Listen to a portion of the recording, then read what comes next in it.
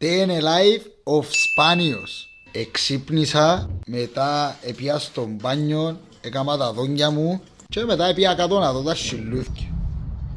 Μετά φυσικά έκανα τον καφέ μου και μετά μόνο μιας έπια στη δουλειά και ξεκίνησα μόνο μιας δουλειά. Μετά έφα και μετά έπια έβρα τον πελόν το ξεφό να τον πιάω να πάμε πάνω βουνά.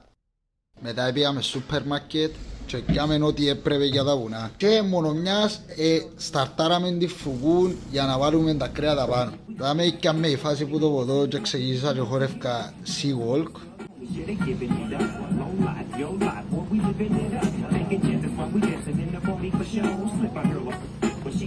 Άψαμε και τη φωτιά μας να βράσουμε μετά.